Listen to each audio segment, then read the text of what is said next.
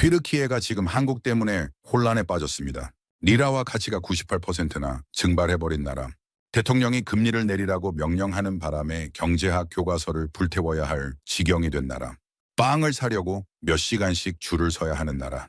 그곳을 탈출한 한 젊은 청년이 한국에서 발견한 것은 과연 무엇이었을까요? 도대체 한국의 무엇이 이 청년을 절망의 나락에서 건져 올린 걸까요? 한국이라는 나라는 어떻게 한 외국인의 인생을 송두리째 바꿔놓은 걸까요? 그 놀랍고도 가슴 뭉클한 이야기 지금 바로 시작합니다. 저는 튀르키예 이스탄불에서 태어나고 자란 에르한 카라타쉬라고 합니다. 올해 30살이고 지금은 한국에서 전자부품 회사의 엔지니어로 일하고 있습니다. 하지만 2년 전만 해도 저는 완전히 다른 사람이었습니다. 아니, 완전히 무너진 사람이었다고 해야 맞겠죠. 2024년 봄, 저는 이스탄불 공과대학에서 전기공학 석사를 마치고 중소기업에서 3년째 일하고 있었습니다. 월급은 많지 않았지만 성실하게 모았죠. 5만 달러. 한화로 약 6,500만 원 정도였습니다. 제 약혼녀 세부기와 결혼해서 작은 아파트를 마련하려고 3년 동안 아끼고 또 아꼈던 돈이었습니다. 점심도 굶고 친구들 모임도 빠지고 커피 한 잔도 사치라고 여기며 오로지 우리의 미래만 바라보며 모은 돈이었어요. 그런데 그해 여름 저는 뉴스를 보다가 그만 주저앉고 말았습니다. 리라화 환율이 하루 만에 또 폭락했다는 소식이었죠. 2012년에 1달러에 1.8리라였던 환율이 41리라를 돌파했습니다. 12년 만에 돈의 가치가 98% 가까이 증발해버린 겁니다. 제가 3년 동안 모은 5만 달러는 이제 실질적으로 1000달러의 가치도 없어졌습니다. 믿기지 않으실 거예요. 하지만 저는 그날 은행 앱을 열어보고 한참을 멍하니 화면만 바라봤습니다. 숫자는 그대로인데 그 숫자가 의미하는 가치가 완전히 달라져 있었거든요. 3년의 노력이, 3년의 인내가, 3년의 꿈이 하루아침에 휴지 조각이 되어버린 거죠. 세부기에게 전화를 걸었습니다. 약혼녀는 이미 알고 있었어요. 아니, 저보다 먼저 결론을 내린 것 같았습니다. 세부기는 담담한 목소리로 말했어요. 에르한, 우리 이 나라에서는 미래가 없어. 아무리 노력해도 소용없잖아. 나는 독일에 있는 언니한테 가기로 했어. 정말 미안해. 전화가 끊어지고 나서도 한참을 가만히 서 있었습니다. 창밖으로 이스탄불의 노을이 붉게 물들고 있었죠. 보스포루스 해협 너머로 지는 해가 그렇게 아름다울 수가 없었습니다. 하지만 제 눈에는 아무것도 들어오지 않았어요. 그저 텅 빈 느낌뿐이었습니다. 며칠 뒤, 저는 할크 에크맥 가게 앞에 줄을 서 있는 제 자신을 발견했습니다. 할크 에크맥은 정부가 보조금을 줘서 싸게 파는 빵이에요. 한국으로 치면 무료 급식소 같은 곳이죠. 줄이 너무 길어서 2시간을 기다려야 했습니다. 앞에도 뒤에도 저처럼 지친 얼굴들이 끝없이 늘어서 있었어요. 노인도, 청년도, 아이를 아는 어머니도 있었습니다. 그때 깨달았습니다. 아, 이 나라는 정말 끝났구나. 석사 학위를 가진 엔지니어가 빵 한 조각을 사려고 2시간씩 줄을 서야 하는 나라. 대통령이 경제학의 기본도 무시하고 중앙은행에 금리를 내리라고 명령하는 나라. 자기 말 안 듣는다고 중앙은행 총재를 5년 동안 5번이나 갈아치우는 나라. 이곳에서는 아무리 열심히 일해도 아무리 성실하게 살아도 아무 소용이 없겠구나. 저는 그날 밤 결심했습니다. 떠나야 한다고요. 어디로든 이 무너지는 조국에서 탈출해야 한다고요. 떠나겠다고 결심은 했지만 어디로 가야 할지 막막했습니다. 그때 대학 동기 우무트에게서 연락이 왔어요. 우무트는 이미 1년 전에 영국으로 떠난 친구였죠. 에르한, 런던으로 와. 여기는 완전히 다른 세상이야. 내 실력이면 충분히 좋은 회사 들어갈 수 있어. 우무트의 말이 솔깃했습니다. 하지만 마음 한구석에서 뭔가 걸리는 게 있었어요. 유럽. 그곳은 이미 튀르키예 청년들로 넘쳐나고 있었거든요. 2024년 한 해에만 42만 명이 넘는 사람들이 조국을 영원히 떠났습니다. 그중 가장 많은 비율이 25세에서 29세 청년층이었죠. 전기공학 졸업생의 9.6%, 분자생물학 졸업생의 15%가 해외로 빠져나가고 있었습니다. 유럽에 가면 결국 또 수많은 튀르키예 청년들과 경쟁해야 할 것 같았어요. 같은 처지의 사람들이 너무 많으니까요. 저는 뭔가 다른 곳, 완전히 새로운 기회가 있는 곳을 원했습니다. 그때 문득 대학 시절 기억이 떠올랐어요. 석사 논문을 쓸 때 삼성전자의 반도체 관련 논문을 읽은 적이 있었거든요. 그 논문의 기술 수준에 정말 놀랐던 기억이 났습니다. 한국이라는 나라. 작은 나라인데 어떻게 이런 기술력을 가지고 있는 거지? 그리고 또 하나 힘들 때마다 봤던 한국 드라마 미생이 생각났습니다. 평범한 직장인이 온갖 어려움을 겪으면서도 포기하지 않고 성장해 나가는 이야기. 그 드라마를 보면서 한국의 직장 문화가 궁금해졌었죠. 치열하지만 공정한 것 같았거든요. 노력하면 인정받는 사회. 그게 정말 존재할까? 인터넷을 뒤지기 시작했습니다. 한국 기업들의 외국인 채용 공고를 찾아봤죠. 그러다가 눈에 들어온 게 있었어요. 경기도에 있는 중견 전자부품 회사에서 해외 사업 확장을 위해 외국인 엔지니어를 채용한다는 공고였습니다. 자격 요건을 보니까 전기공학 석사, 영어 가능자, 중동 지역 언어 가능자 우대라고 적혀 있었어요. 심장이 두근거렸습니다. 저는 튀르키예어가 모국어이고 아랍어도 기본적인 회화는 가능했거든요. 중동 시장을 공략하려는 한국 회사에 제가 딱 맞는 인재일 수 있겠다는 생각이 들었죠. 바로 이력서를 썼습니다. 맘새 고치고 또 고쳤어요. 사실 한국에 대해 아는 게 별로 없었습니다. 삼성, 현대, K-팝, 그리고 한국전쟁. 그 정도가 다였죠. 하지만 뭔가 이끌리는 느낌이 있었어요. 이 회사에서 연락이 올 것 같다는 막연한 예감이요. 보름 뒤 정말로 면접 요청 메일이 왔습니다. 화상 면접이었는데 영어로 진행됐어요. 기술 질문에 대답하고 왜 한국에 오고 싶은지 설명했습니다. 면접관이 물었어요. 한국어를 전혀 못하는데 어떻게 적응할 거냐고요. 저는 솔직하게 대답했습니다. 배우겠습니다. 뭐든 배울 준비가 되어 있습니다. 저는 조국에서 모든 것을 잃었지만 포기하는 법은 잃지 않았습니다. 일주일 뒤 합격 통보가 왔습니다.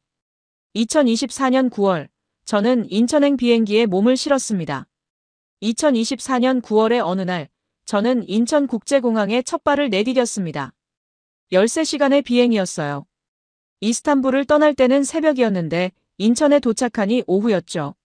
시차 때문에 머리가 멍했지만 공항을 둘러보는 순간 정신이 번쩍 들었습니다. 이게 공항이라고요? 저는 속으로 감탄을 금할 수가 없었습니다. 바닥이 거울처럼 반짝거렸어요. 어디에도 쓰레기 하나 보이지 않았죠.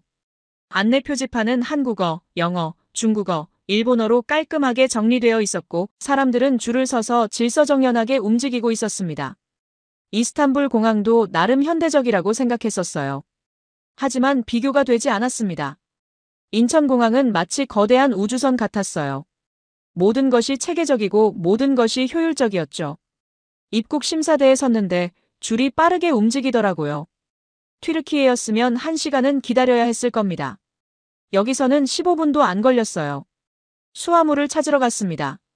컨베이어 벨트 앞에 서 있는데 제 캐리어가 정확히 안내된 시간에 나왔어요. 이것도 저에게는 충격이었습니다. 이스탄불에서는 짐이 언제 나올지 아무도 몰랐거든요. 1시간을 기다린 적도 있었죠. 하지만 여기서는 모든 게 시간표대로 움직였습니다. 공항 밖으로 나오니 회사에서 보낸 차가 기다리고 있었어요. 한국인 운전기사 아저씨가 제 이름이 적힌 팻말을 들고 서 계셨죠. 웰컴 투 코리아라고 영어로 인사하시더라고요. 발음은 서툴렀지만 그 미소가 따뜻했습니다. 차에 올라타면서 창밖을 바라봤어요. 고속도로가 너무 깨끗해서 놀랐습니다. 차선이 정확하게 그려져 있었고 모든 차들이 규칙을 지키며 달리고 있었어요. 끼어들기를 하거나 경적을 울리는 차가 거의 없었죠. 이스탄불에서는 운전이 전쟁이었거든요. 매일 아침 출근길이 스트레스의 연속이었습니다. 하지만 이 나라의 도로는 달랐어요. 질서가 있었습니다. 1시간쯤 달렸을까요? 경기도의 한 산업단지에 도착했습니다. 회사가 마련해준 기숙사는 작은 원룸이었어요. 침대 하나, 책상 하나, 작은 화장실. 그게 전부였죠. 하지만 저에게는 충분했습니다. 아니, 오히려 감사했어요. 새로운 시작을 할 수 있는 공간이 생겼으니까요. 짐을 풀고 창밖을 바라봤습니다. 해가 지고 있었어요. 한국의 첫 번째 저녁이었죠. 하늘이 주황색으로 물들어가는 걸 보면서 생각했습니다. 여기서 나는 다시 시작할 수 있을까? 이 낯선 나라에서 정말로 새로운 삶을 만들 수 있을까? 불안했습니다. 한국어를 한마디도 못하는 제가 이 나라에서 살아남을 수 있을지 걱정이 됐어요. 하지만 동시에 기대도 됐습니다. 오늘 하루 동안 본 것만으로도 이 나라가 다르다는 걸 느꼈거든요. 시스템이 작동하는 나라. 규칙이 지켜지는 나라. 어쩌면 여기서는 노력하면 정말로 인정받을 수 있지 않을까. 그날 밤, 저는 오랜만에 희망을 품고 잠이 들었습니다. 내일이면 첫 출근이었어요. 떨리기도 하고 무섭기도 했지만 이상하게 설레는 마음이 더 컸습니다. 이스탄불에서는 느껴보지 못했던 감정이었죠. 첫 출근 날 아침, 저는 1시간 일찍 회사에 도착했습니다. 긴장이 너무 되어서 새벽 5시에 눈이 떠졌거든요. 양복을 차려입고 거울 앞에 섰습니다. 튀르키예에서 가져온 유일한 정장이었어요. 좀 낡았지만 깔끔하게 다려서 입었죠. 회사 건물은 생각보다 컸습니다. 현대적인 유리 건물이었어요. 로비에 들어서니 안내데스크 직원이 영어로 물었습니다. 어디서 왔냐고요? 튀르키예에서 왔다고 대답하니까 고개를 갸웃거리더라고요. 터키요? 하고 되물었죠. 네, 튀르키예입니다. 예전에는 터키라고 불렸죠. 인사팀 직원이 저를 기술개발팀으로 안내해줬습니다. 사무실에 들어서는 순간 모든 시선이 저에게 쏠리는 게 느껴졌어요. 한국인들 사이의 유일한 외국인. 185cm의 검은 곱슬머리, 깊은 눈매. 저는 이 사무실에서 완전히 이질적인 존재였습니다. 기술개발팀 팀장인 김태준 부장이 저를 맞았습니다. 첫인상이 좋지 않았어요. 저를 위아래로 훑어보더니 대뜸 이렇게 말했거든요.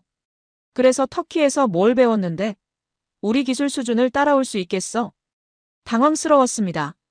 인사도 제대로 하기 전에 이런 질문을 받을 줄은 몰랐거든요. 저는 최대한 차분하게 대답했습니다. 이스탄불 공과대학에서 전기공학 석사를 했고 3년간 실무 경험이 있다고요. 김 부장은 콧방귀를 뀌더라고요. 이스탄불? 거기가 뭐 대단한 데야? 자리를 배정받았습니다. 구석 자리였어요. 컴퓨터를 켜고 업무 시스템에 접속하려는데 모든 게 한국어였습니다. 메뉴도 한국어, 문서도 한국어, 이메일도 한국어. 저는 한글을 읽을 줄도 몰랐어요. 옆자리 직원에게 영어로 도움을 요청했지만 그 직원은 미안하다며 바쁘다고 했습니다. 다른 직원들도 마찬가지였어요. 아무도 저를 도와주려 하지 않았죠. 점심시간이 됐습니다. 다들 335 모여서 구내식당으로 향했어요. 저는 아무도 저를 부르지 않았다는 걸 알았지만 혼자 따라갔습니다. 식당에서 밥을 받아 빈자리를 찾았죠. 그런데 이상했어요. 제가 앉으려고 하면 다들 다른 테이블로 가는 것 같았거든요. 결국 저는 구석 테이블에 혼자 앉아 밥을 먹었습니다. 김치찌개를 처음 먹어봤어요. 너무 매웠습니다. 하지만 배가 고파서 다 먹었죠. 혼자 먹는 밥이 이렇게 쓸쓸한 줄 처음 알았습니다. 이스탄불에서는 늘 동료들과 함께 점심을 먹었거든요. 여기서는 제가 투명인간 같았어요. 오후에 다시 사무실로 돌아왔을 때였습니다. 한 여직원이 제 자리로 다가왔어요. 갈색 머리에 밝은 미소를 가진 사람이었죠. 안녕하세요. 저는 이지은이라고 해요. 해외사업팀 통역 담당이에요. 영어로 말을 걸어주는 첫 번째 사람이었습니다. 반가워서 얼른 일어나 인사했죠. 이지은 씨가 말했어요. 터키에서 오셨다면서요? 저 이스탄불 가본 적 있어요. 블루 모스크 정말 아름다웠어요. 보스포루스 해협 야경도 잊을 수가 없었죠. 그 말을 듣는 순간 울컥했습니다.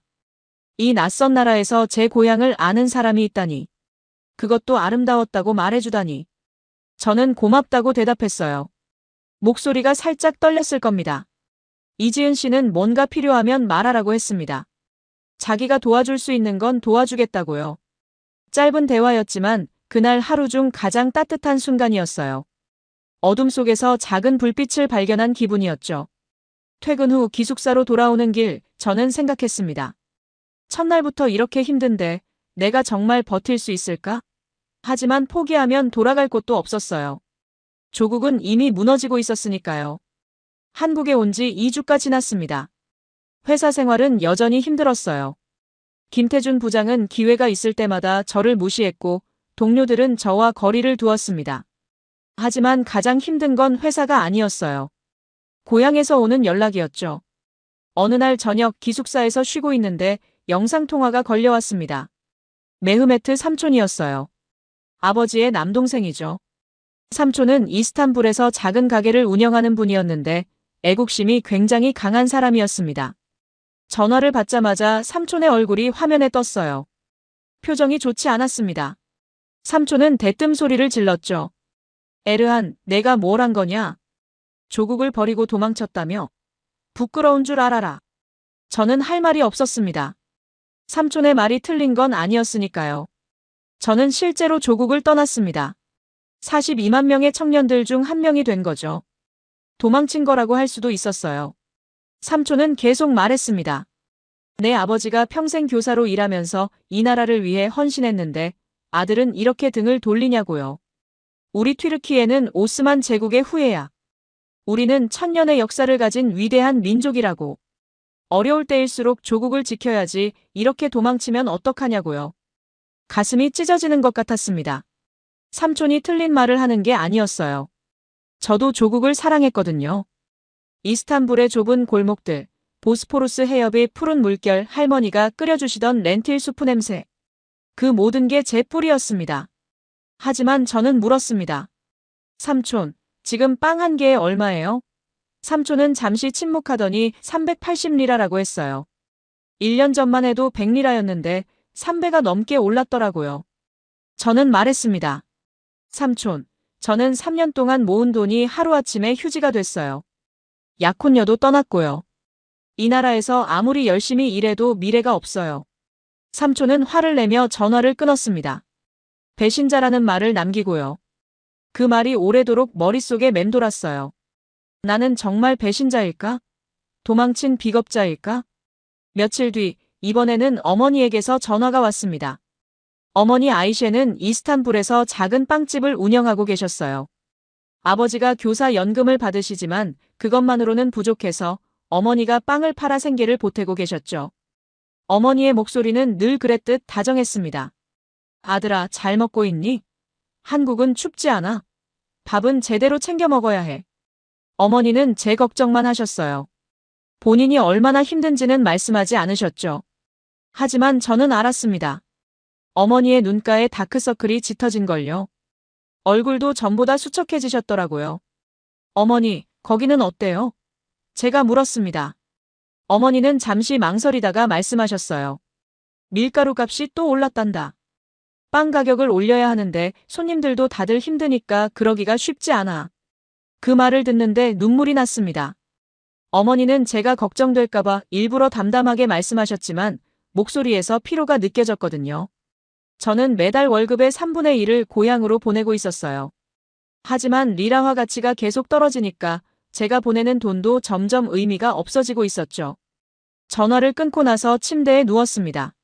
천장을 바라보며 생각했어요. 내가 여기서 뭘 하고 있는 걸까? 고향에서는 배신자 소리를 듣고 여기서는 투명인간 취급을 받고 도대체 어디에도 내 자리가 없는 것 같았습니다. 그날 밤 악몽을 꿨어요. 리라화 지폐가 하늘에서 비처럼 쏟아지는 꿈이었습니다.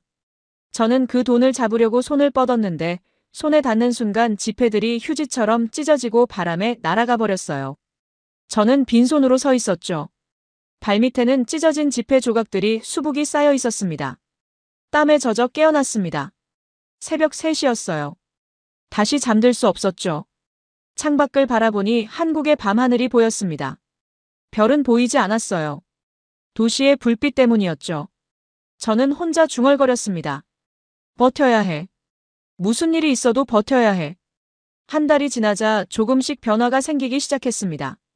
아주 작은 변화들이었지만 저에게는 큰 의미가 있었어요. 첫 번째 변화는 최민수라는 막내 직원 덕분이었습니다. 민수는 저보다 3살 어린 25살이었어요. 입사한 지 1년밖에 안 된 신입이었죠. 어느 날 점심시간에 민수가 제 테이블로 다가왔습니다. 형, 혼자 먹어요? 저랑 같이 먹어요. 처음으로 누군가와 함께 점심을 먹었습니다. 민수는 호기심이 많은 청년이었어요. 터키가 어떤 나라냐고, 이슬람교는 뭐냐고, 케밥은 진짜 맛있냐고 끊임없이 질문을 했죠.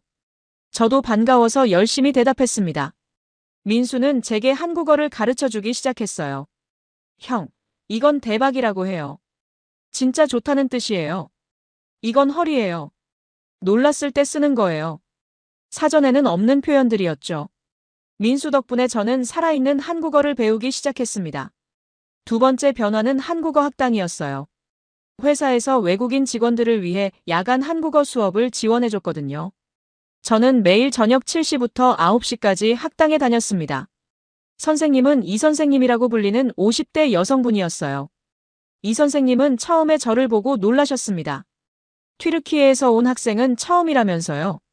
하지만 제가 열심히 공부하는 걸 보시더니 특별히 신경을 써주시기 시작했어요. 수업이 끝나고도 30분씩 남아서 추가로 가르쳐 주셨죠. 에르한 씨, 발음이 정말 좋아요.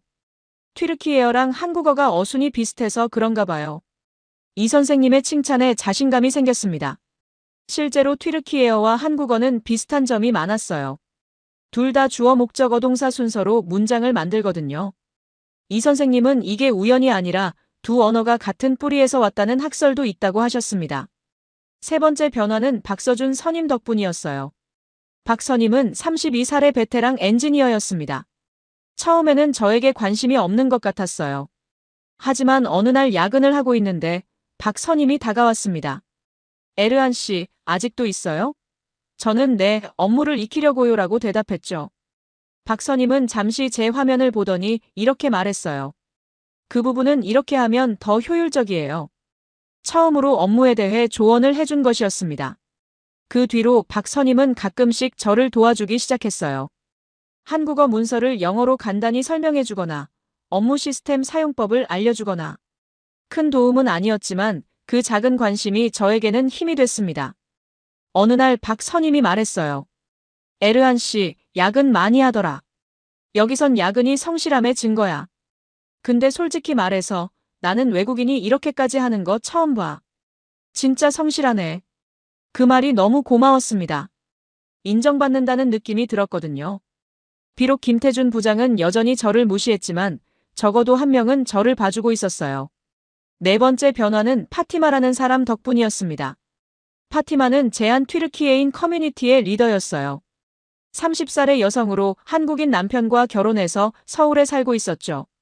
어느 날 페이스북에서 우연히 튀르키예인 모임 공지를 발견했습니다. 주말에 서울로 올라가 모임에 참석했어요. 카페에 약 20명의 튀르키예 사람들이 모여 있었습니다. 모두 저처럼 조국을 떠나온 사람들이었죠. 어떤 사람은 유학생이었고, 어떤 사람은 회사원이었고, 어떤 사람은 한국인과 결혼한 사람이었어요. 오랜만에 튀르키예어로 대화를 나눴습니다. 고향 음식 이야기, 가족 이야기, 그리고 조국의 경제 상황 이야기. 모두가 비슷한 아픔을 가지고 있었어요. 하지만 서로를 위로하며 웃었습니다. 파티마가 제게 말했어요. 에르한, 향수병은 누구나 겪어. 하지만 여기서 새 삶을 만들 수 있어. 우리가 도와줄게. 그날 모임이 끝나고 기숙사로 돌아오는 길 마음이 한결 가벼워진 걸 느꼈습니다. 혼자가 아니라는 걸 알았거든요. 이 낯선 나라에도 저를 이해해주는 사람들이 있었습니다. 한국에 온 지 2달이 됐을 때였습니다. 김태준 부장이 저를 회의실로 불렀어요. 무슨 일인가 싶어 따라갔죠. 회의실에는 김 부장과 팀의 다른 선임들이 앉아 있었습니다. 김 부장이 말했어요. 에르한 씨, 다음 주까지 이 프로젝트 분석 보고서 완성해. 그러면서 두꺼운 서류 뭉치를 제 앞에 던졌습니다. 저는 서류를 집어들었어요. 전부 한국어였습니다. 300페이지가 넘는 기술 문서였죠. 2주 안에 이걸 다 분석해서 보고서를 쓰라고요? 한국어도 제대로 못 읽는 제가요? 김 부장의 눈에서 비웃음이 느껴졌습니다. 이건 분명히 저를 떨어뜨리려는 의도였어요. 불가능한 과제를 주고 못하면 내보내려는 거죠. 하지만 저는 고개를 끄덕였습니다. 알겠습니다. 해보겠습니다. 다른 선택지가 없었거든요. 여기서 쫓겨나면 비자도 취소되고 갈 곳이 없어지니까요. 그날부터 지옥 같은 2주가 시작됐습니다. 매일 새벽 5시에 일어나 출근 전까지 문서를 읽었어요. 구글 번역기에 한글을 일일이 입력해서 영어로 바꿨습니다. 기술 용어들은 번역기도 제대로 못 알아들어서 인터넷을 뒤져가며 하나하나 찾아야 했죠. 회사에서는 낮에 맡은 일반 업무를 하고 저녁에는 한국어 학당에 갔다가 밤에 기숙사로 돌아와서 다시 문서 분석을 했습니다. 잠은 하루에 서너 시간밖에 못 잤어요. 눈이 충혈되고 손이 떨렸지만 멈출 수가 없었습니다. 3일째 되던 날 밤 거의 쓰러질 것 같았습니다. 커피를 마셔도 졸음이 쏟아졌어요. 눈앞이 흐릿해지고 한글 글자들이 아른아른 춤을 추는 것 같았죠. 저는 혼잣말로 중얼거렸습니다. 왜 나한테 이러는 거야? 내가 뭘 잘못했는데? 그때 기숙사 문을 두드리는 소리가 났습니다. 이 시간에 누구지? 문을 열었더니 박서준 선임이 서 있었어요. 손에 편의점 봉지를 들고 있었죠. 야근하는 거 봤어요. 이거 먹으면서 해요. 박 선임이 삼각김밥과 커피를 건네줬습니다. 그리고 제 방으로 들어오더니 책상 위에 문서들을 보았어요. 이거 다 혼자 하고 있었어요? 박 선임의 목소리에 놀라움이 섞여 있었습니다. 네, 김 부장님이 주신 과제예요. 제가 대답했죠. 박 선임은 한숨을 쉬더니 옆에 앉았습니다. 이건 원래 3명이 한 달 걸려서 하는 프로젝트예요. 그걸 혼자 2주 만에 하라고? 박 선임의 말에 저는 알고 있었다고 대답했습니다. 하지만 안 하면 쫓겨나니까요. 박 선임은 잠시 저를 바라보더니 말했어요. 에르한 씨, 진짜 포기를 모르는 사람이네. 좋아요, 내가 도와줄게요. 비밀로 해야 해요. 김 부장님 알면 나도 찍히니까. 그날 밤부터 박 선임이 저를 도와주기 시작했습니다. 퇴근 후에 기숙사로 와서 어려운 부분을 설명해주고 한국어 문서를 영어로 요약해 주었어요. 주말에도 나와서 함께 작업했죠. 왜 저를 도와주시는 거예요? 제가 물었습니다. 박 선임은 웃으며 대답했어요. 나도 신입 때 힘들었거든요. 그때 도와준 선배가 있었어요. 그 은혜를 갚는 거예요. 그 말을 듣는 순간 가슴이 뭉클해졌습니다. 한국에는 김태준 부장 같은 사람만 있는 게 아니었어요. 박 선임처럼 묵묵히 손을 내미는 사람도 있었습니다. 2주간의 사투 끝에 보고서가 완성됐습니다. 30페이지짜리 분석 보고서였어요. 영어로 작성했지만 핵심 용어들은 한국어를 병기했습니다. 제가 할 수 있는 최선이었죠. 발표 전날 밤, 저는 거울 앞에 서서 발표 연습을 했습니다. 서툰 한국어로 핵심 내용을 설명하는 연습이었어요. 한 문장씩 외웠습니다. 발음이 이상해도 괜찮아. 내용이 좋으면 돼. 스스로를 다독이며 잠자리에 들었습니다. 발표 당일 아침 심장이 터질 것 같았습니다. 회의실에 들어서니 김태준 부장을 비롯한 팀원들이 앉아 있었어요. 그리고 예상치 못한 인물이 한 명 더 있었습니다. 회사의 정 회장이었죠. 정 회장은 68세의 노인이었습니다. 회사를 창업한 분으로 평소에는 거의 현장에 나타나지 않는다고 들었어요. 그런데 왜 오늘 이 자리에 계신 거지? 긴장이 더 됐습니다. 김태준 부장이 말했어요. 자, 터키에서 온 에르한 씨가 발표하겠습니다. 목소리에 비꼼이 섞여 있었죠. 과연 뭘 해왔는지 봅시다. 저는 앞으로 나가 화면을 띄웠습니다. 손이 떨렸지만 최대한 차분하게 시작했어요. 안녕하십니까? 저는 에르한 카라타슈입니다. 오늘 기술 분석 보고서를 발표하겠습니다. 한국어였습니다. 서툴렀지만 제가 밤새 연습한 한국어였어요. 회의실에 잠시 술렁임이 일었습니다. 외국인이 한국어로 발표하는 걸 예상 못했나 봐요. 발표를 이어갔습니다. 기술적인 내용은 영어로 설명하되 중요한 부분은 한국어로 강조했어요. 300페이지의 문서를 분석해서 핵심 문제점 5가지를 추출했고 각각에 대한 개선안을 제시했습니다. 발표가 끝나자 침묵이 흘렀습니다.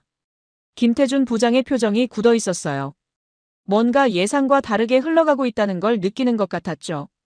그때 정 회장이 입을 열었습니다. 잠깐, 이 친구 터키에서 왔다고 했나? 네, 회장님. 제가 대답했죠. 정 회장은 잠시 저를 바라보더니 고개를 끄덕였습니다. 74년도에 내가 터키에 갔었어. 회장의 말에 회의실이 조용해졌어요. 중동 건설붐 때였지. 우리 회사가 처음 해외 진출할 때야. 앙카라 근처에서 발전소 공사를 했는데 터키 노동자들이랑 같이 일했어. 저는 귀를 쫑긋 세웠습니다. 정 회장이 튀르키예에서 일한 적이 있다고요? 그때 터키 친구들이 정말 성실했어.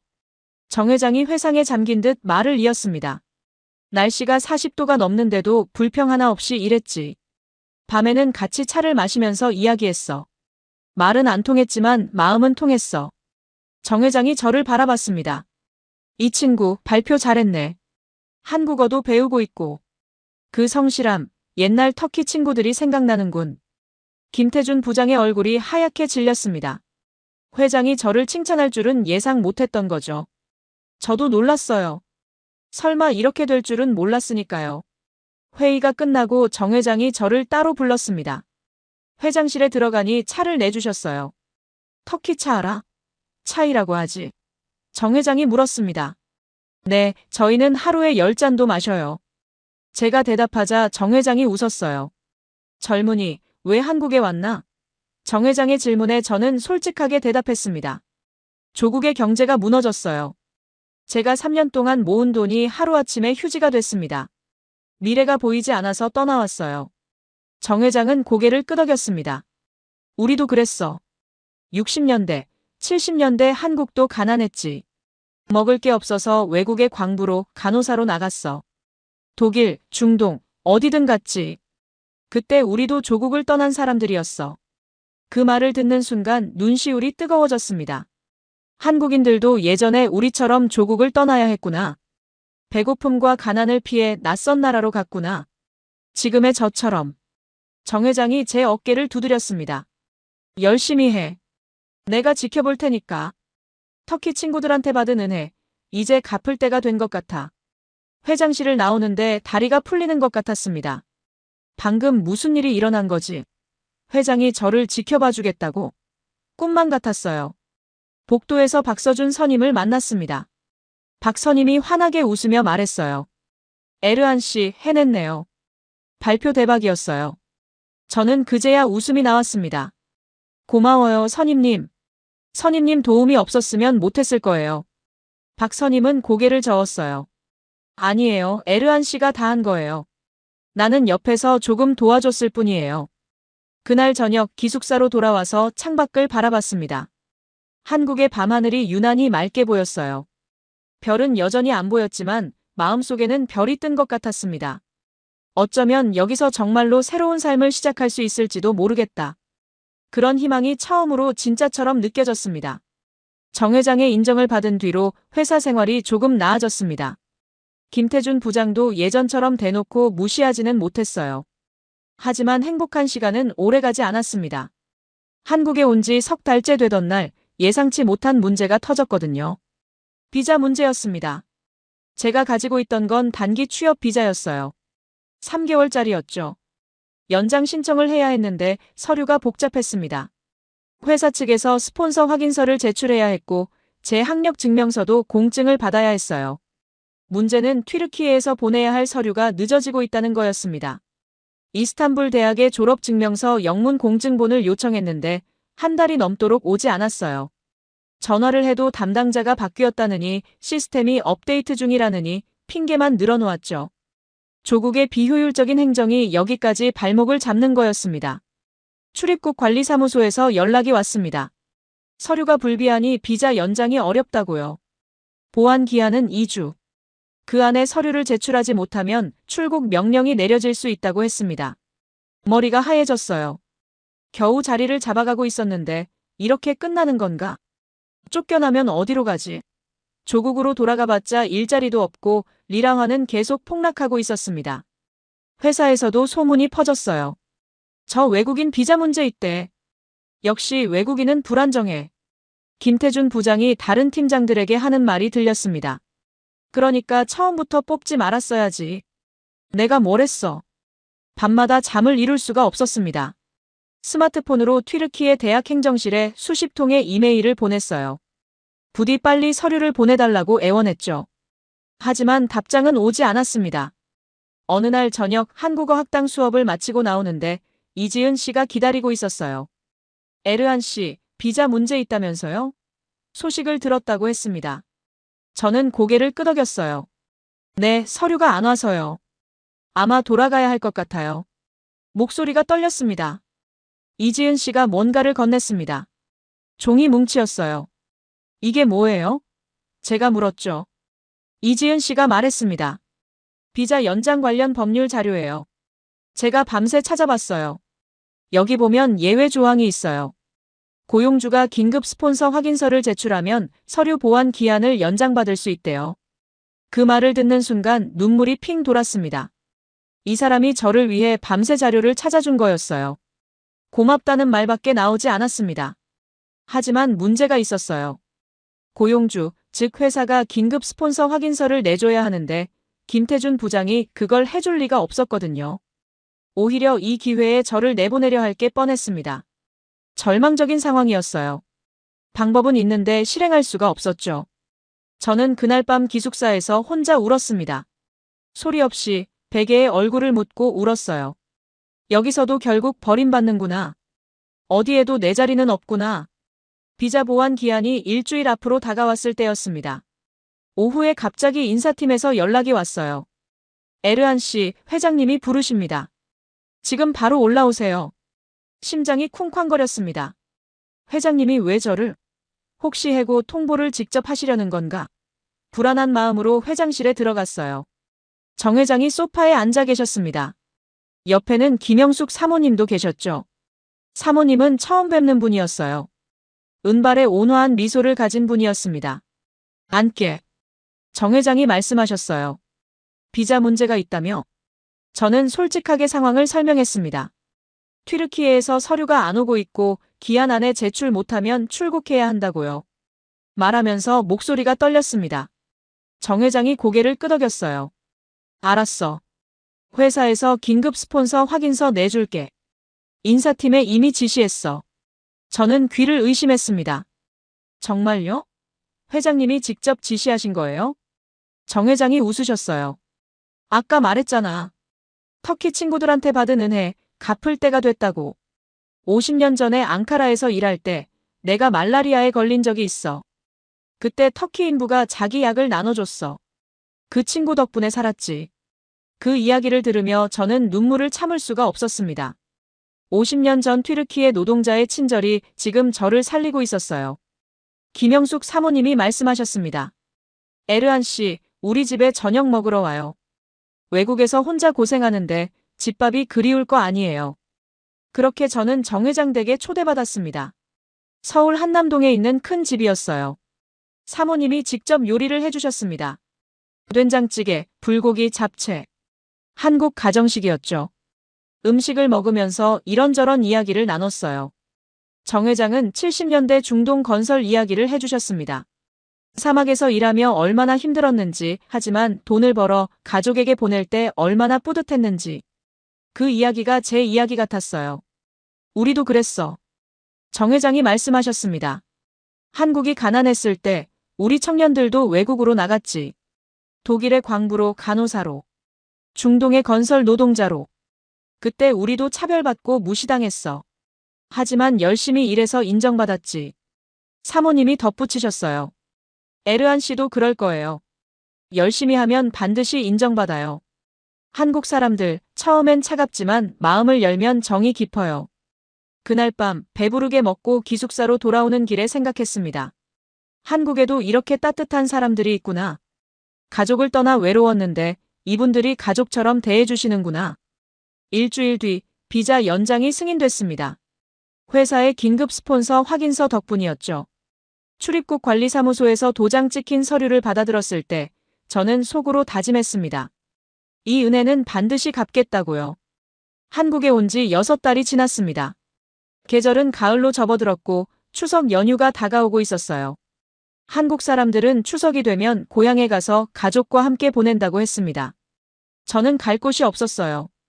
고향은 지구 반대편에 있었고 한국에는 가족도 없었으니까요. 연휴 내내 기숙사에서 혼자 보내야겠구나 생각하고 있었는데 뜻밖의 연락이 왔습니다. 정 회장 댁에서 추석을 함께 보내자는 초대였어요. 사모님이 직접 전화를 주셨죠. 에르한 씨, 혼자 있으면 외롭잖아요. 우리 집에서 명절 보내요. 추석 당일 저는 작은 선물을 들고 정 회장 댁을 방문했습니다. 튀르키예 전통 과자인 바클라바를 직접 만들었어요. 파티마 언니에게 재료를 구해달라고 부탁했죠. 집에 들어서니 정 회장 가족들이 모여 있었습니다. 아들, 며느리, 손자, 손녀까지. 다들 저를 반갑게 맞아주었어요. 외국인 손님이라고 신기해하면서요. 사모님이 송편 만드는 법을 가르쳐 주셨습니다. 쌀가루 반죽을 빚어서 꿀과 깨를 넣고 모양을 잡는 거였어요. 손재주가 없어서 모양이 이상하게 나왔는데 다들 웃으면서 괜찮다고 해주었습니다. 저도 튀르키예의 바이람 이야기를 해드렸어요. 우리나라의 명절도 비슷하다고요. 가족들이 모여서 함께 음식을 먹고 어른들께 세배 비슷한 인사를 드린다고요. 정 회장이 말씀하셨습니다. 역시 사람 사는 건 다 비슷해. 오후에는 차례를 지켰습니다. 저는 한쪽에서 조용히 지켜봤어요. 제사상에 음식을 차리고 절을 하고 조상님께 인사를 드리는 모습. 튀르키예에는 없는 문화였지만 경건한 분위기가 마음에 들었습니다. 저녁이 되어 집으로 돌아가려는데 현관에서 이지은 씨를 만났습니다. 깜짝 놀랐어요. 이지은 씨가 왜 여기에? 알고 보니 이지은 씨의 어머니와 김영숙 사모님이 오랜 친구 사이였어요. 그래서 추석마다 가족끼리 모이는 거였죠. 세상 참 좁더라고요. 이지은 씨가 제안했습니다.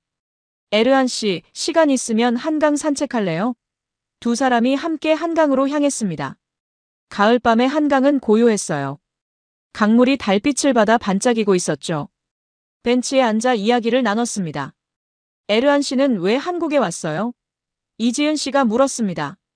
저는 솔직하게 대답했어요. 조국이 무너지고 있어서요.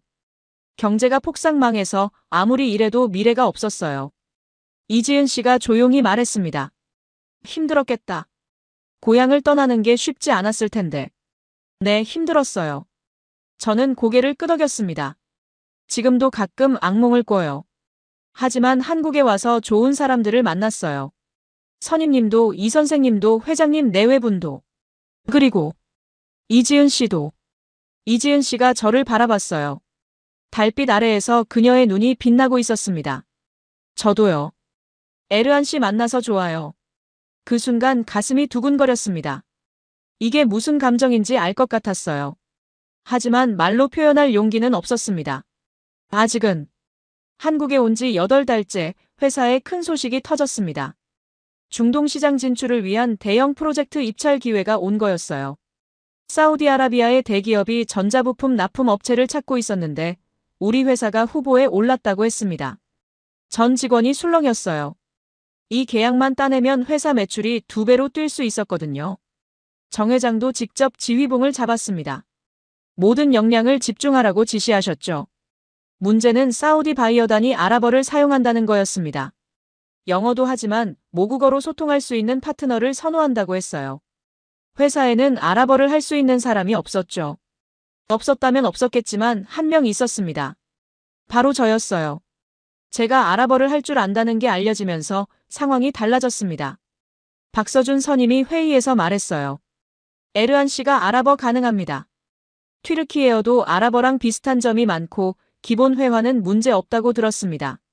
김태준 부장이 콧방귀를 뀌었어요. 그 친구가 뭘 할 수 있겠어. 한국어도 제대로 못하는데. 하지만 정 회장이 개입했습니다. 에르한 씨, 아랍어 수준이 어느 정도야? 저는 대답했어요. 일상 회화는 가능합니다. 기술 용어는 공부가 필요하지만 2주 정도 준비하면 통역할 수 있을 것 같습니다. 정 회장이 고개를 끄덕였어요. 좋아, 해봐. 이번 미팅에 에르한 씨도 참석시켜. 김태준 부장의 얼굴이 굳어졌습니다. 하지만 회장의 결정에 반박할 수는 없었죠. 그날부터 저는 밤낮 없이 준비했습니다. 아랍어 기술 용어를 외우고 우리 회사 제품의 사양을 완벽하게 파악했어요. 영어, 한국어, 튀르키예어, 아랍어를 넘나들며 발표 연습을 했죠. 박서준 선임이 도와줬습니다. 기술적인 부분을 설명해주고 예상 질문을 뽑아서 모의 면접을 해줬어요. 이지은 씨도 통역 팁을 알려줬죠. 핵심은 정확성보다 신뢰감이에요. 상대방이 편하게 느끼도록 해야 해요. 미팅 사흘 전, 저는 거의 완벽하게 준비를 마쳤습니다. 하지만 불안한 마음은 어쩔 수 없었어요. 이번 기회를 망치면 어떡하지? 회사에 민폐가 되면 어떡하지? 박 선임이 제 어깨를 두드렸습니다. 에르한 씨, 긴장하지 마. 여기까지 온 것만 해도 대단한 거야. 결과가 어떻든 최선을 다하면 돼. 이지은 씨도 응원해줬어요. 에르한 씨라면 잘할 수 있어요. 믿어요. 미팅 전날 밤, 저는 창밖을 바라보며 생각했습니다. 이스탄불에서 빵줄에 서 있던 내가 지금 이 자리에 있구나. 3년 전에는 상상도 못했던 일이야. 어떻게 되든 여기까지 온 걸 후회하지 않을 거야. 그리고 눈을 감고 기도했습니다. 신이시여, 제가 최선을 다할 수 있게 해주세요. 드디어 미팅 날이 밝았습니다. 사우디아라비아에서 바이어단 5명이 방한했어요. 회사 대회의실에 긴장감이 감돌았습니다. 정 회장, 김태준 부장, 박서준 선임, 그리고 저까지 한국 측 대표로 참석했죠. 바이어단 대표는 압둘라흐만이라는 50대 남성이었습니다. 덩치가 크고 위험 있는 분이었어요. 악수를 나누는데 손에 힘이 들어갔습니다. 회의가 시작됐습니다. 처음에는 영어로 진행됐어요. 우리 회사의 제품 소개, 생산 능력, 품질 관리 시스템. 김태준 부장이 발표를 맡았죠. 그런데 분위기가 영 좋지 않았어요. 바이어단 표정이 무뚝뚝했거든요. 질문도 별로 없었고 고개만 끄덕일 뿐이었습니다. 분명히 뭔가 마음에 안 드는 게 있는 것 같았어요. 휴식 시간에 압둘라흐만 대표가 부하 직원에게 아랍어로 뭔가 말하는 게 들렸습니다. 저는 귀를 기울였어요. 이 회사 기술은 괜찮은데 중동 시장을 이해하는지 모르겠어. 문화적 차이가 걱정이야. 그 말을 듣고 저는 결심했습니다. 이대로 가만히 있으면 계약이 물 건너간다. 휴식 후 회의가 재개됐을 때 저는 손을 들었습니다. 발언해도 되겠습니까? 김태준 부장이 눈을 부라렸지만 정 회장이 고개를 끄덕였어요. 저는 아랍어로 말하기 시작했습니다. 압둘라흐만님, 저는 튀르키예에서 온 엔지니어 에르안입니다. 저희 회사를 대표해서 몇 말씀 드려도 될까요? 바이어단의 표정이 순간 변했습니다. 외국인이 아랍어를 한다는 게 놀라운 거였죠. 압둘라흐만 대표가 웃으며 말했어요. 오, 아랍어를 하시네요. 물론이죠, 말씀하세요.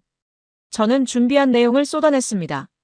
중동 시장의 특성, 기후 조건에 맞는 제품 설계, 이슬람 문화를 존중하는 비즈니스 방식. 튀르키예에서 일하면서 배운 것들이 도움이 됐어요. 바이어단이 질문을 던졌습니다. 기술적인 질문이었죠. 고온 환경에서 제품 내구성은 어떻게 보장합니까? 저는 영어로 기술 사양을 설명하고 다시 아랍어로 요약했습니다. 회의가 끝났을 때 분위기가 완전히 달라져 있었어요. 압둘라흐만 대표가 저에게 다가왔습니다. 에르안 씨, 인상적이었습니다. 우리 문화를 이해하는 파트너와 일하고 싶었는데 귀사에 당신 같은 분이 있어서 안심이 됩니다. 정 회장이 활짝 웃으셨어요. 우리 에르안 씨, 잘했지요? 미팅이 성공적으로 끝났습니다.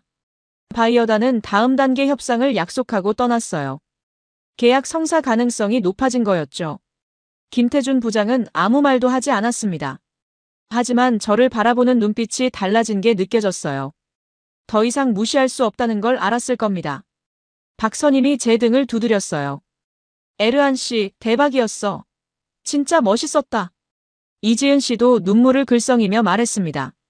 정말 잘했어요, 에르안 씨. 그날 밤 기숙사로 돌아와서 침대에 누웠습니다. 천장을 바라보며 웃음이 났어요. 해냈다. 진짜로 해냈어. 이스탄불에서 빵줄에 서 있던 내가 오늘 아랍어로 협상을 했다. 믿기지 않았습니다. 미팅이 끝난 뒤 일주일 만에 사우디 측에서 연락이 왔습니다. 계약 조건 협상을 진행하자는 거였어요. 금액은 우리 회사 연매출의 절반에 해당하는 대형 계약이었죠. 하지만 한 가지 조건이 있었습니다. 현지 기술 지원 인력 상주. 사우디 공장에 우리 회사 엔지니어가 최소 2년간 파견되어야 한다는 거였어요. 회의실에서 이 조건을 논의할 때 모든 시선이 저에게 쏠렸습니다. 아랍어가 가능한 엔지니어. 중동 문화를 이해하는 인재. 회사에서 저 말고는 적임자가 없었어요. 정 회장이 말씀하셨습니다. 에르안 씨, 사우디 파견을 맡아줄 수 있겠나? 연봉은 지금의 3배로 올려주겠네. 주거와 생활비도 회사에서 전액 지원하고. 3배라는 말에 심장이 뛰었습니다. 지금도 월급의 3분의 1을 고향에 보내고 있었는데 3배가 되면 어머니 빵집도 살리고 가족도 편하게 해드릴 수 있었어요. 하지만 다른 생각도 들었습니다. 사우디로 가면 한국을 떠나야 해. 겨우 적응하기 시작한 이 나라를, 이 사람들을 떠나야 해. 그리고 이지은 씨도. 제가 망설이는 게 보였는지 정 회장이 말씀하셨어요. 바로 대답 안 해도 돼. 일주일 생각해봐. 그날 저녁 저는 한강변을 혼자 걸었습니다. 머릿속이 복잡했어요. 돈이냐 사람이냐? 현실적 성공이냐, 감정적 유대냐. 쉽게 답이 나오지 않았습니다. 며칠 뒤 이지은 씨를 만났어요. 커피숍에서 마주 앉았는데 이지은 씨 표정이 어두웠습니다. 사우디 파견 이야기 들었다면서요? 저는 고개를 끄덕였습니다. 네, 제안받았어요. 아직 결정 못했고요. 이지은 씨가 조용히 물었어요. 가고 싶어요? 저는 솔직하게 대답했습니다. 모르겠어요. 돈 생각하면 가야 할 것 같고 하지만 한국을 떠나고 싶지 않아요. 왜요? 이지은 씨가 물었습니다. 저는 잠시 망설이다가 말했어요. 여기 좋은 사람들이 있으니까요. 박 선임님, 회장님 내외분, 이 선생님. 그리고 이지은 씨가 되물었습니다. 저는 눈을 마주쳤어요. 그리고 이지은 씨요. 침묵이 흘렀습니다. 이지은 씨의 눈이 촉촉해지는 게 보였어요. 에르한 씨. 이지은 씨가 말했습니다. 저도 에르한 씨가 가면 싫어요. 솔직히 말하면 저는 에르한 씨가 여기 있었으면 좋겠어요. 그 말을 듣는 순간 가슴속에서 뭔가가 터지는 것 같았습니다. 오랫동안 눌러왔던 감정이 밖으로 터져나왔어요. 이지은 씨, 저는 당신을 좋아해요. 아니, 사랑해요. 한국에 와서 가장 좋았던 건 당신을 만난 거예요. 이지은 씨가 웃었습니다. 눈물을 흘리면서 웃었어요. 저도요, 에르한 씨. 저도 좋아해요. 그날 밤 저는 결심했습니다. 사우디에 가지 않겠다고요. 돈보다 소중한 게 여기 있었으니까요. 다음 날 아침 저는 정 회장을 찾아갔습니다. 결정을 말씀드리러요. 회장님, 저는 사우디 파견을 사양하겠습니다. 한국에 남고 싶습니다. 정 회장이 저를 바라봤어요. 왜? 돈이 문제야? 더 올려줄까? 저는 고개를 저었습니다. 돈 때문이 아닙니다. 저는 한국에서 새로운 삶을 시작했어요. 여기 제가 사랑하는 사람들이 있습니다. 이 나라가 저에게 두 번째 기회를 줬어요. 저는 그 기회를 여기서 키우고 싶습니다. 정 회장이 한참 저를 바라보더니 웃으셨어요. 사랑하는 사람이라. 혹시 이지은 씨 이야기야? 얼굴이 빨개졌습니다. 네, 그렇습니다. 정 회장이 크게 웃으셨어요. 그래, 그게 맞는 거야. 돈은 다시 벌 수 있어. 하지만 사람은 안 그래. 특히 사랑하는 사람은 말이야. 정 회장이 자리에서 일어나 제 어깨에 손을 얹었습니다. 에르한, 내 결정을 존중한다. 사우디 파견은 다른 방법을 찾아볼게. 너는 여기서 계속 일해. 감사합니다, 회장님. 저는 깊이 고개를 숙였습니다. 회장님, 저는 한 가지 더 여쭤봤습니다. 왜 저를 이렇게 도와주시는 겁니까? 처음 보는 외국인인데요. 정 회장이 창밖을 바라보며 말씀하셨어요. 74년도에 터키에서 일할 때 나는 26살이었어. 지금 내 나이랑 비슷했지. 그때 나도 가난했고 가족을 위해 돈을 벌어야 했어. 터키 친구들이 날 도와줬어. 아플 때 약을 주고 외로울 때 같이 술을 마셔줬지. 그들 덕분에 내가 살아남았어. 정 회장이 저를 바라봤습니다. 50년이 지났지만 그 은혜를 잊은 적이 없어. 너를 보면 그때 나를 도와준 터키 친구들 얼굴이 떠올라. 이건 갚는 거야. 그때 받은 걸 이제 돌려주는 거야. 저는 눈물이 났습니다. 50년 전 튀르키예 노동자들의 친절이 시간을 건너 저에게 돌아온 거였어요. 세상에 이런 인연이 있다니. 그날 저녁 저는 이지은 씨를 만났습니다. 한국에 남기로 했다고 우리 함께 하자고 말했어요. 이지은 씨가 제 손을 잡았습니다. 고마워요, 에르한 씨. 아니, 이제 오빠라고 불러도 돼요? 저는 웃었습니다. 물론이죠.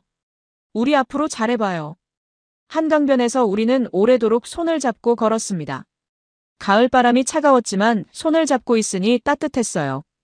이 나라에 와서 처음으로 완전한 행복을 느꼈습니다. 사우디 계약은 결국 성사됐습니다. 파견 인력은 다른 방식으로 해결됐어요. 외부에서 아랍어 가능한 엔지니어를 계약직으로 채용했죠. 저는 한국 본사에서 원격 지원을 맡았습니다. 사우디 계약이 마무리되고 몇 달이 지났습니다. 회사는 활기가 넘쳤어요. 매출이 눈에 띄게 올랐고 중동 시장 진출이라는 새로운 활로가 열렸으니까요. 어느 날 인사팀에서 연락이 왔습니다. 에르한 씨, 승진 발령이 났습니다. 해외 사업팀 과장으로 발령입니다. 과장? 저는 깜짝 놀랐어요. 한국에 온 지 1년밖에 안 됐는데 벌써 과장이라니. 믿기지 않았습니다. 정 회장이 직접 발령장을 주셨어요. 에르한, 내가 있었기에 사우디 계약이 성사됐어. 이건 당연한 보상이야. 감사합니다, 회장님. 저는 깊이 고개를 숙였습니다. 더 놀라운 일은 그 다음에 일어났어요. 퇴근 시간에 김태준 부장이 저를 찾아왔거든요. 처음에는 또 뭔가 시비를 걸려나 싶었습니다. 그런데 김 부장의 표정이 평소와 달랐어요. 뭔가 할 말이 있는 것 같았죠. 에르한 씨. 김 부장이 말했습니다. 처음에 내가 많이 힘들게 했지. 미안하게 생각해. 저는 놀라서 아무 말도 못했어요. 김태준 부장이 사과를 하다니. 솔직히 말하면 외국인을 믿지 못했어. 김 부장이 말을 이었습니다. 우리 회사에 외국인이 들어오면 뭔가 문제가 생길 것 같았어. 편견이었지. 근데 에르한 씨가 일하는 거 보면서 생각이 바뀌었어. 김 부장이 손을 내밀었습니다. 앞으로 잘 부탁해. 같이 회사 키워보자. 저는 그 손을 잡았어요. 감사합니다, 부장님. 저도 열심히 하겠습니다. 악수를 하는 순간 가슴이 뜨거워졌습니다. 1년 전만 해도 이 사람은 저를 내쫓으려 했었어요. 불가능한 과제를 던지고 실패하기를 바랐죠. 하지만 지금은 손을 내밀고 있었습니다. 사람은 변할 수 있구나. 편견도 깨질 수 있구나. 그걸 깨닫는 순간이었어요. 저의 이야기가 튀르키예 청년 커뮤니티에 퍼지기 시작했습니다. 파티마 언니가 페이스북에 제 이야기를 올렸거든요. 조국을 떠나 한국에서 성공한 엔지니어. 많은 청년들이 연락을 해왔어요. 에르한 씨, 어떻게 한국에 갔어요? 저도 가고 싶어요. 이런 메시지가 수십 통 왔습니다. 저는 할 수 있는 한 모두에게 답장을 보냈어요. 제 경험을 나누고 조언을 해줬죠. 어느 날 튀르키예 뉴스 매체에서 인터뷰 요청이 왔습니다. 해외로 떠난 청년들의 이야기를 다루는 시리즈였어요. 저는 화상 인터뷰에 응했습니다. 에르한 씨, 한국은 어떤 나라입니까? 기자가 물었어요. 저는 대답했습니다. 한국은 저에게 두 번째 기회를 준 나라입니다. 처음에는 힘들었어요. 차별도 받고 외로웠죠. 하지만 포기하지 않았더니 인정받았습니다.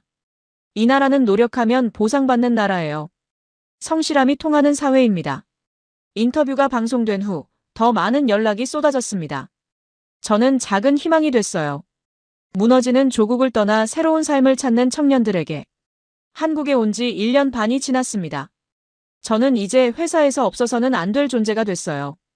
중동 지역 프로젝트는 모두 제 손을 거쳤고 해외 바이어들과의 관계도 탄탄해졌죠. 해외 사업팀 과장이라는 직함도 생겼습니다. 어느 날 한국 방송국에서 인터뷰 요청이 왔습니다.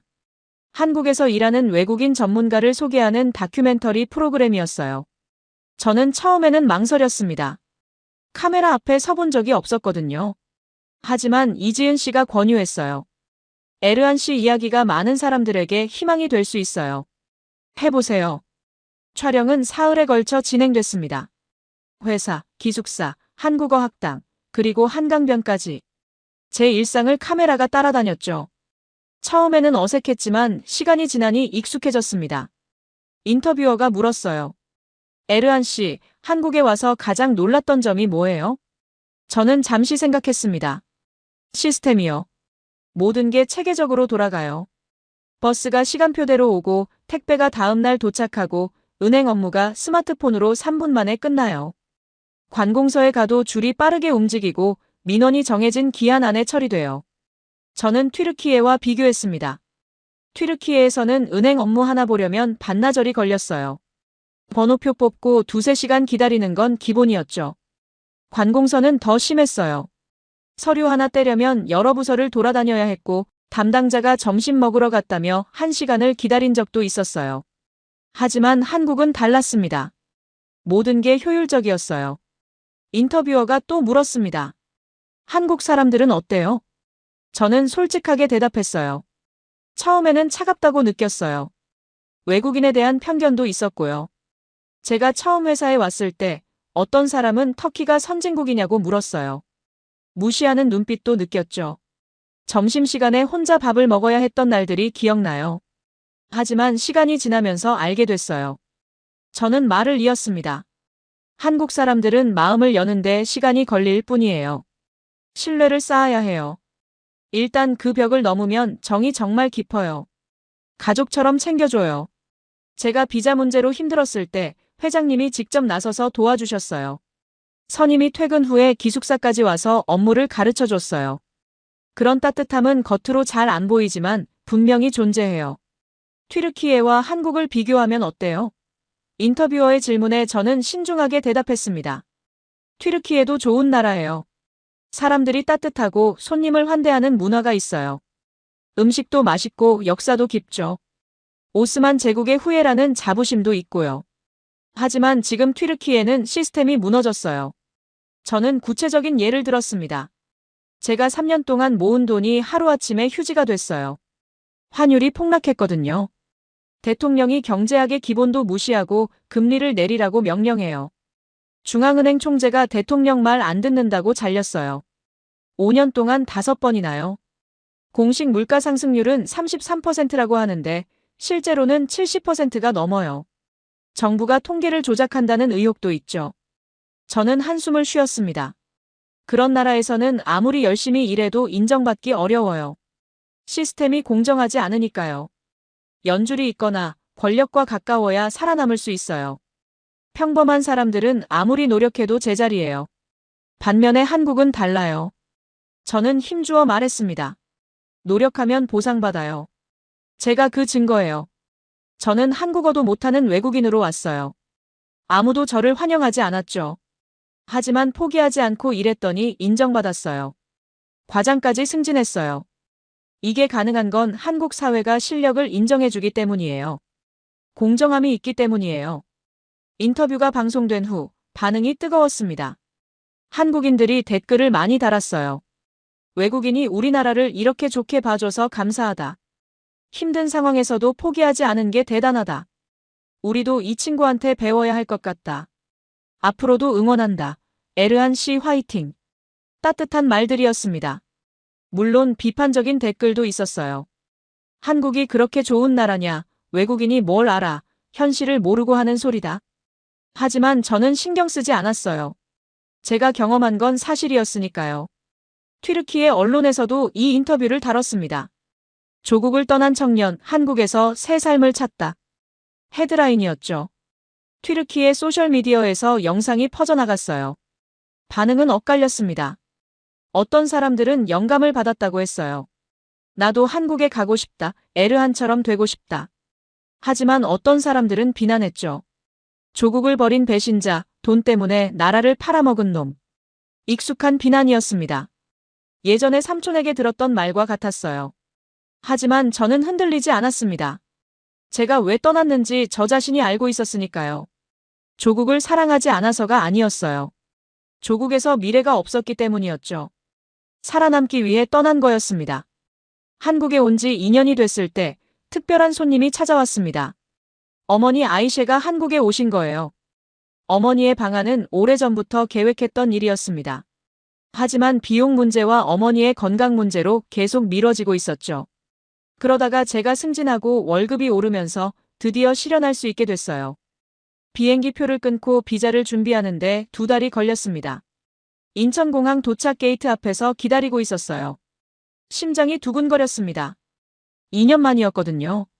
화상통화로는 자주 얼굴을 봤지만 직접 만나는 건 완전히 다른 일이었죠. 게이트가 열리고 사람들이 쏟아져 나왔습니다. 저는 눈을 크게 뜨고 어머니를 찾았어요. 그리고 멀리서 익숙한 얼굴이 보였습니다. 어머니였어요. 어머니는 많이 늙으셨습니다. 머리카락에 흰머리가 부쩍 늘었고 얼굴에 주름도 깊어졌어요.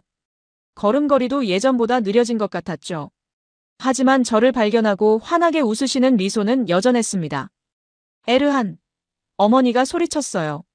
저는 달려가서 어머니를 꼭 안았습니다. 어머니, 보고 싶었어요. 목소리가 떨렸어요.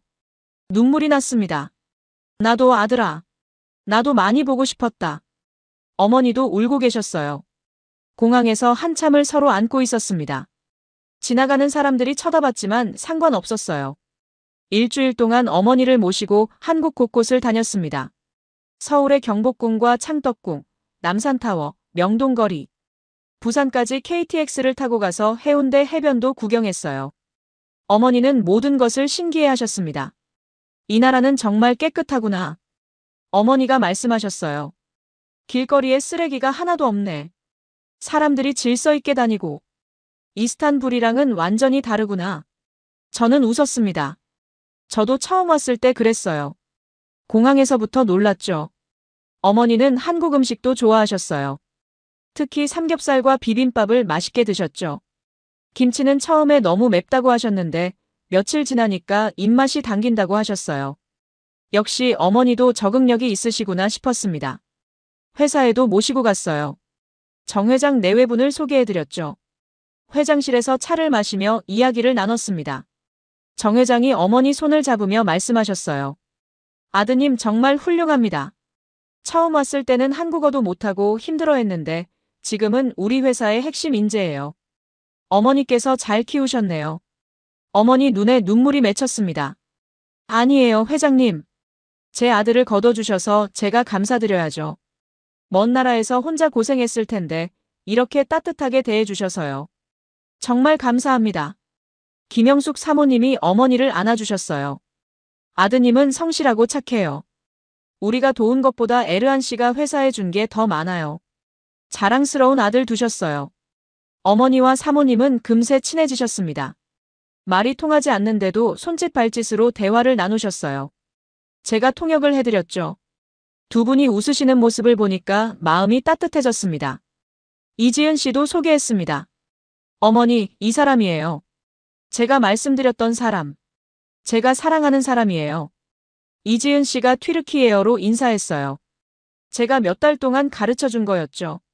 메르하바 안내. 베니 타느시트 으나 메먼 올둠. 안녕하세요, 어머니. 만나 뵙게 되어 기뻐요. 어머니가 깜짝 놀라셨어요. 그리고 활짝 웃으셨죠. 아이고, 터키어를 할 줄 아네. 예쁘기도 해라. 우리 아들 잘 부탁한다, 응? 이지은 씨가 얼굴을 붉히며 고개를 숙였어요. 네, 어머니. 잘하겠습니다. 어머니가 한국에 계신 동안 우리는 밤늦게까지 이야기를 나눴어요. 어머니는 고향의 상황을 말씀해 주셨습니다. 빵집은 겨우 유지하고 있다. 어머니가 한숨을 쉬셨어요. 밀가루 값이 너무 올라서 빵 가격을 올려야 하는데 손님들도 다들 힘드니까 그러기가 쉽지 않아. 아버지 연금도 물가를 못 따라가고 내가 보내주는 돈이 없었으면 정말 힘들었을 거야. 마음이 아팠습니다. 제가 더 많이 보내드려야 하는데. 하지만 어머니는 고개를 저으셨어요. 아니다, 아들아. 내가 여기서 잘 살고 있는 게 제일 중요해. 돈은 그 다음이야. 어머니가 제 손을 잡으셨습니다. 에르한, 내가 떠났을 때 많이 걱정했다. 말도 안 통하는 먼 나라에서 어떻게 살까 싶어서. 밤마다 기도했어. 하지만 지금 보니까 잘한 것 같다. 여기서 내가 행복해 보여. 좋은 사람들도 만났고 사랑하는 사람도 생겼고. 그게 어미로서 가장 기쁜 일이야. 저는 어머니를 안았습니다. 어머니, 고마워요. 저를 믿어주셔서. 어머니가 돌아가시는 날 공항에서 한참을 울었습니다. 또 언제 볼 수 있을지 모르니까요. 어머니, 다음에 또 올게요. 저는 약속했어요. 이지은 씨랑 결혼하면 어머니도 모시고 올게요. 그때는 더 오래 계세요. 어머니가 웃으셨어요. 그래, 기다릴게. 건강해라, 아들아. 밥 잘 챙겨 먹고. 비행기가 떠나는 걸 바라보며 생각했습니다. 언젠가 조국도 좋아지겠지. 그때 어머니를 편하게 모시고 살 수 있겠지. 그날을 위해 더 열심히 해야겠다. 일주일 뒤 뜻밖의 연락이 왔습니다. 메흐메트 삼촌이었어요. 예전에 저를 배신자라고 했던 바로 그 삼촌이요. 에르한, 내 어머니한테 들었다. 삼촌의 목소리는 전과 달리 부드러웠습니다. 한국에서 잘 지내고 있다며? 네, 삼촌. 잘 지내고 있어요. 삼촌이 잠시 침묵하다가 말했어요. 그때는 내가 화가 나서 심한 말을 했다. 미안하다. 내가 옳았어. 이 나라에서는 정말 미래가 없어. 삼촌 목소리에 지침이 묻어났습니다. 가게 운영이 너무 힘들다고 했어요. 전기세가 2배로 올랐는데 손님은 줄었다고요.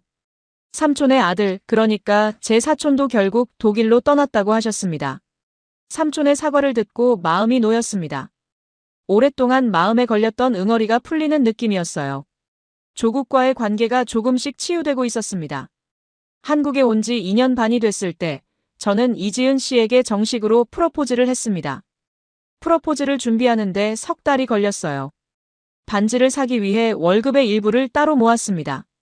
큰 다이아몬드를 살 여유는 없었지만 진심을 담은 반지를 고르고 싶었어요. 보석 가게를 여러 군데 돌아다닌 끝에 작지만 영롱하게 빛나는 반지를 찾았습니다. 장소는 우리가 처음 마음을 열었던 한강변으로 정했어요. 가을 저녁 해가 지고 도시의 불빛이 강물에 반사되기 시작할 때, 그때가 가장 아름다울 거라고 생각했죠. 프로포즈 당일 저는 긴장이 됐습니다. 이렇게 떨려본 건 처음이었어요. 사우디 바이어 앞에서 발표할 때보다 더 떨렸죠. 이지은 씨를 한강으로 불러냈습니다. 산책하자고요.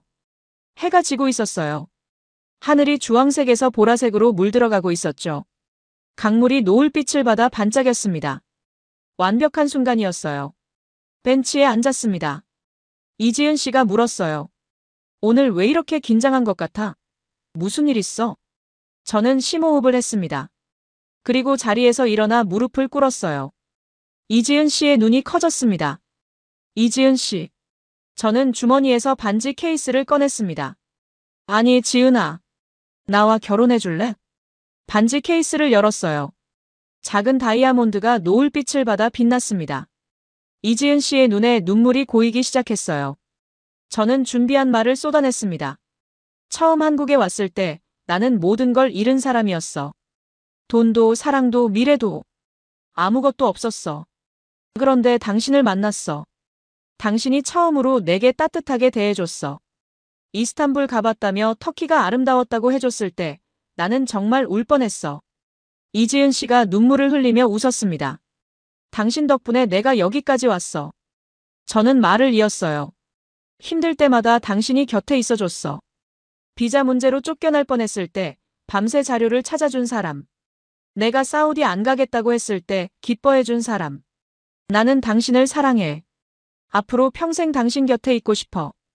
이지은 씨가 고개를 끄덕였어요. 네, 할게요. 나도 에르한 씨 사랑해요. 아니, 오빠. 오빠 사랑해.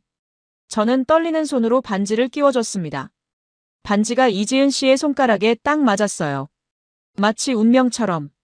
우리는 한강변에서 오래도록 껴안고 있었습니다. 약혼 소식을 전하자 모두가 축하해줬어요. 정 회장 내외부는 축의금을 넉넉히 주시겠다고 하셨고 박 선임은 자기가 축가를 부르겠다고 했죠. 웃겼어요. 박 선임 노래 실력은 솔직히 별로거든요. 하지만 그 마음이 고마웠습니다. 파티마 언니는 제한 튀르키예인들을 다 모아서 축하 파티를 열어줬습니다. 서울의 한 터키 레스토랑을 빌려서요. 약 30명이 모였어요. 케밥과 바클라바를 먹으며 밤늦게까지 웃고 떠들었죠. 오랜만에 고향 느낌이 났습니다. 약혼식은 한국과 튀르키예 문화가 어우러진 특별한 행사로 준비했어요. 이지은 씨 가족과 제 튀르키예 친구들이 함께 모였죠. 한복을 입고 절을 하는 대신 튀르키예 전통 음악에 맞춰 춤을 추기도 했어요. 어머니는 화상통화로 참여하셨습니다. 화면 속에서 눈물을 흘리시며 축복해 주셨죠. 아들아, 행복해라. 어머니의 목소리가 멀리서 전해져 왔습니다. 약혼 후 저는 새로운 프로젝트를 시작했습니다. 제한 튀르키예 청년 멘토링 프로그램이었어요. 제 이야기가 알려지면서 연락이 많이 왔거든요. 조국을 떠나 한국에 온 청년들이 점점 늘어나고 있었습니다. 유학생, 취업 비자로 온 직장인, 한국인과 결혼한 사람. 다양했죠. 그들 대부분은 저처럼 막막함을 느끼고 있었습니다. 에르한 씨, 어떻게 한국에 정착했어요? 저도 배우고 싶어요. 이런 메시지가 매주 수십 통씩 왔어요. 일일이 답장하다 보니 시간이 부족했습니다. 그래서 아예 정기 모임을 만들기로 했죠. 매주 토요일 오후 서울의 한 카페에서 모임을 열었습니다. 처음에는 5명으로 시작했는데 입소문이 나면서 20명, 30명으로 늘어났어요. 모임에서는 다양한 주제를 다뤘습니다. 한국어 공부 팁, 취업 노하우, 비자 문제 해결법, 문화 적응 방법. 제가 겪었던 시행착오를 공유했어요. 후배들이 같은 실수를 하지 않기를 바랐거든요. 에르한 형, 어떻게 그렇게 빨리 적응했어요? 22살의 청년 케말이 물었습니다. 저는 아직도 너무 힘들어요. 저는 솔직하게 대답했어요. 나도 처음엔 너무 힘들었어. 매일 울었어. 비결은 없어. 그냥 포기하지 않은 거야. 힘들 때마다 왜 여기 왔는지 생각했어. 조국에서 미래가 없었으니까. 여기서 새 삶을 만들어야 했으니까. 그 생각으로 버텼어. 케말이 고개를 끄덕였습니다. 저도 포기하지 않을게요. 멘토링을 하면서 저도 많이 배웠습니다. 가르치면서 더 성장한다는 말이 맞았어요. 후배들의 질문에 대답하면서 제 경험을 정리할 수 있었고 그들의 열정을 보면서 저도 다시 힘을 얻었죠.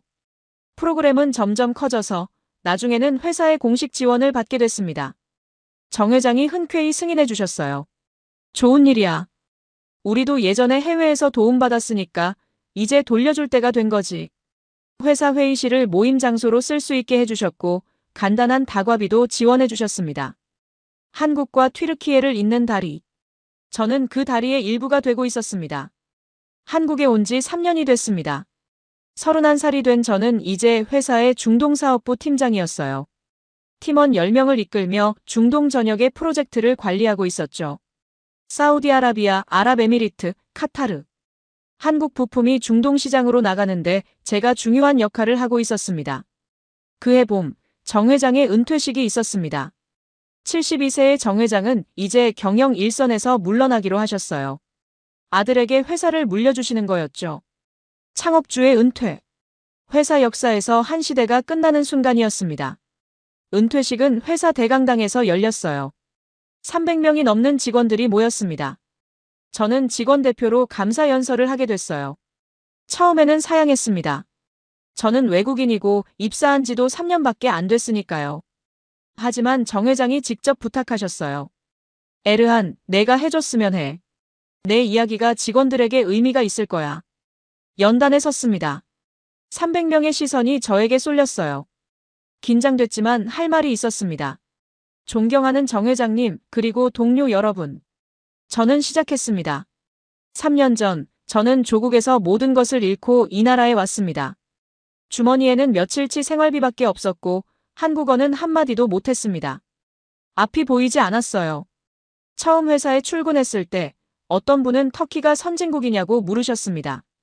점심시간에 혼자 밥을 먹어야 했던 날들도 있었죠. 회의장에 웃음이 퍼졌습니다. 아마 그때를 기억하는 사람들이 있었을 거예요. 하지만 이 회사에서, 이 나라에서 저는 두 번째 기회를 받았습니다. 저는 목소리에 힘을 주었어요. 정 회장님은 저를 믿어주셨습니다. 50년 전 튀르키예에서 받은 은혜를 갚는다며 낯선 외국인에게 손을 내밀어 주셨습니다. 비자 문제로 쫓겨날 뻔했을 때 직접 나서서 도와주셨습니다. 제가 힘들 때마다 격려해 주셨습니다. 정 회장을 바라봤습니다. 그분의 눈가가 촉촉해져 있었어요. 회장님, 감사합니다. 저는 깊이 고개를 숙였습니다. 제 인생을 바꿔주셨습니다. 회장님이 아니었으면 저는 지금 여기 없었을 겁니다. 아마 조국으로 돌아가서 빵줄에 서 있었겠죠. 다시 고개를 들었습니다. 저는 이제 이 은혜를 다음 세대에 전하겠습니다. 조국을 떠나온 청년들에게 희망이 있다고 말해주겠습니다. 한국이라는 나라가 얼마나 따뜻한지 노력하면 인정받을 수 있다는 걸 알려주겠습니다. 회장님께서 저에게 해주신 것처럼요. 박수가 터져나왔습니다. 동료들이 일어서서 박수를 쳤어요. 기립박수였습니다. 김태준 부장도 박수를 치고 있었어요. 예전에 저를 내쫓으려 했던 그분도. 박서준 선임은 눈물을 훔치고 있었고 이지은은 활짝 웃고 있었습니다. 정 회장이 연단으로 올라오셨어요. 저를 안아주셨습니다. 에르한, 고맙다. 내가 자랑스럽다. 은퇴식이 끝나고 정 회장이 저를 따로 불렀습니다. 회장실에서 마지막 대화를 나눴어요. 에르한, 74년도에 터키에서 내가 아팠을 때 터키 친구가 자기 약을 나눠줬어. 정 회장이 회상하셨어요. 그 친구 이름이 메흐메트였어. 너랑 비슷한 나이였지. 그때 나는 26이었고 그 친구는 28이었어. 제 삼촌 이름도 메흐메트예요. 저는 말했습니다. 정 회장이 웃으셨어요. 그래. 인연이네. 어쨌든 그때 그 친구 덕분에 내가 살았어. 그래서 너를 도와준 거야. 갚는 거지. 50년 동안 빚진 마음이 있었는데 이제야 갚는 것 같아. 저는 눈물이 났습니다. 회장님, 감사합니다. 정말로요. 이제 나는 늙었어.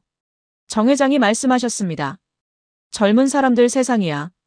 에르한, 앞으로도 이 회사를 잘 부탁해. 그리고 내가 받은 걸 다른 사람들에게도 나눠줘. 그게 내 마지막 부탁이야. 네, 약속드립니다. 저는 대답했습니다. 그해 가을, 저는 한국 국적 취득을 신청했습니다. 튀르키예는 이중 국적을 허용했기 때문에 가능한 일이었죠. 서류를 준비하고 면접을 보고 결과를 기다렸습니다. 2달 뒤 승인 통지가 왔어요. 저는 이제 대한민국 국민이 됐습니다. 국적 취득 서류를 받아들었을 때 복잡한 감정이 들었어요. 기쁘기도 하고 묘하기도 했습니다. 튀르키예를 버린 게 아니었어요. 조국은 여전히 제 뿌리니까요. 하지만 한국은 저의 새 가지가 됐습니다. 뿌리와 가지 둘 다 소중했어요. 겨울에 이지은과 결혼식을 올렸습니다. 서울의 한 웨딩홀에서요. 한복을 입고 패백을 드렸어요. 이지은은 정말 아름다웠습니다. 제가 본 것 중 가장 아름다운 모습이었죠. 어머니는 이번에도 화상으로 참여하셨어요. 큰 화면에 어머니 얼굴이 떴습니다. 어머니는 울고 계셨어요. 아들아, 축하한다. 행복해라. 어머니의 축복이 화면 너머로 전해졌습니다. 결혼식에는 정 회장 내외분, 박 선임, 이 선생님, 파티마 언니, 멘토링 프로그램 후배들까지 모두 왔어요. 한국인과 튀르키예인이 함께 웃고 축하해주는 모습. 정말 감동적이었습니다. 결혼식 날 밤, 저는 호텔 창밖을 바라보며 생각했습니다. 3년 전 이스탄불에서 빵줄에 서 있던 내가 지금 여기 있구나. 리라화가 휴지가 되던 그날, 나는 모든 것을 잃었다고 생각했다. 약혼녀는 떠났고 저축은 사라졌고 미래는 보이지 않았다. 하지만 그날 나는 진짜 인생을 시작했다. 한국이라는 나라를 만났다. 정 회장이라는 은인을 만났다. 박 선임, 이 선생님, 민수, 파티마 언니 같은 친구들을 만났다. 그리고 이지은이라는 사랑을 만났다. 조국은 아직도 힘들다. 리라화는 계속 떨어지고 있고 청년들은 계속 떠나고 있다. 정치는 혼란스럽고 경제는 불안하다. 언젠가 튀르키예도 좋아지겠지. 그날이 오면 내가 도울 수 있겠지. 한국에서 배운 것들을 고향에 전해줄 수 있겠지. 하지만 지금 나는 여기서 행복하다. 이 낯선 나라에서, 이 따뜻한 사람들 사이에서 새로운 삶을 살고 있다. 리라화가 휴지가 된 그날, 나는 모든 것을 잃었다. 하지만 그날 나는 한국행 비행기에 올랐고 진짜 인생을 찾았다. 감사합니다, 한국. 당신은 저의 두 번째 고향입니다.